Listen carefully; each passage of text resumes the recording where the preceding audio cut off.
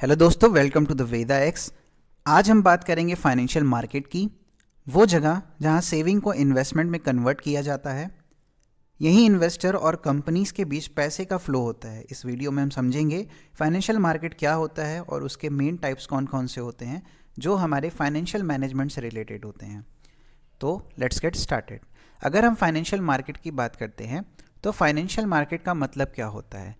Financial market वो market होता है जहाँ पे फाइनेंशियल एसेट्स जैसे कि शेयर, डिबेंचर, बॉन्ड, बायर और सेलर्स के बीच डील होती हैं। इन चीज़ों को लेके सिंपल वर्ड्स में अगर कहें तो पैसे लेने वाले और पैसे देने वाले, इन दोनों लोग को कनेक्ट करना, वो उस तरह के मार्केट को हम फाइनेंशियल मार्केट कहते हैं।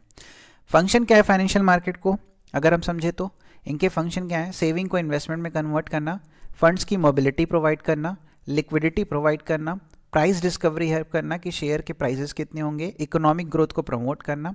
यूँ कहें strong financial market strong economy होती है। फिर बात करते हैं हम क्लासिफिकेशन ऑफ फाइनेंशियल मार्केट की, जहाँ पे दो तरह के फाइनेंशियल मार्केट हमको देखने को मिलते हैं, एक मनी मार्केट और दूसरा कैपिटल मार्केट। समझते हैं। मनी मार्केट की बात करें तो मनी मार्केट वो मार्केट होते हैं जहाँ पे जनरली शॉर्ट टर्म फंड्स जो होते हैं वो डील होते हैं, जिनका वैल्यू 1 ईयर से कम होता है। इसमें डील होता है हाई लिक्विडिटी, लो रिस्क और शॉर्ट मैच्योरिटी पीरियड के फंड्स। फिर बात करते हैं इंस्ट्रूमेंट ऑफ मनी मार्केट। कौन कौन से इंस्ट्रूमेंट होते हैं, जैसे ट्रेजरी बिल, गवर्नमेंट के शॉर्ट टर्म लोन इंस्ट्रूमेंट होते हैं ये। Commercial paper, large company short term fund के लिए इशू करती है।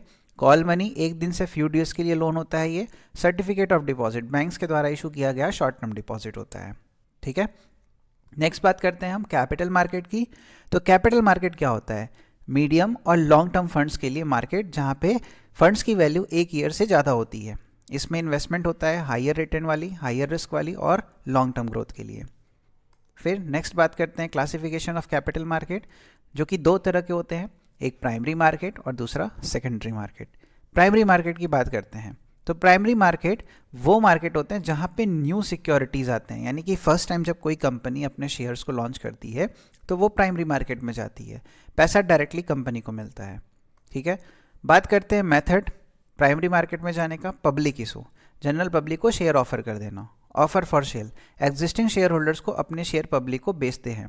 प्राइवेट प्लेसमेंट, सेलेक्टेड इन्वेस्टर्स को इशू कर दिया जाता है। Right issue, existing share holders को पहले शेयर लेने का राइट मिलता है, यानी अगर हम दोबारा से कोई शेयर लॉन्च कर रहे हैं तो एग्जिस्टिंग शेयर होल्डर्स को वो राइट होता है कि वो शेयर पहले ले सके, दैट इज राइट इशू।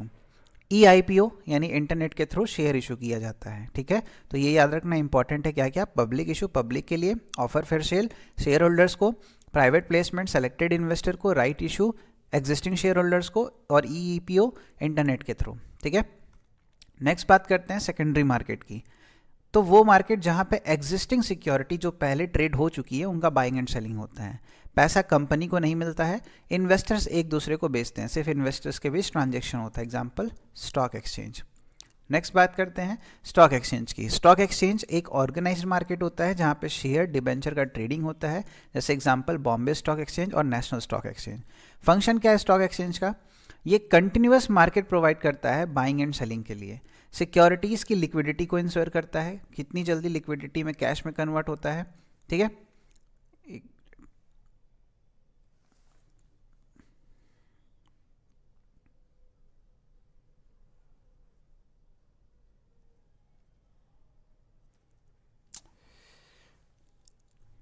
फिर प्राइस डिस्कवरी करता है, कि प्राइस डिस्कवरी कैसे करता है, डिमांड और सप्लाई के थ्रू।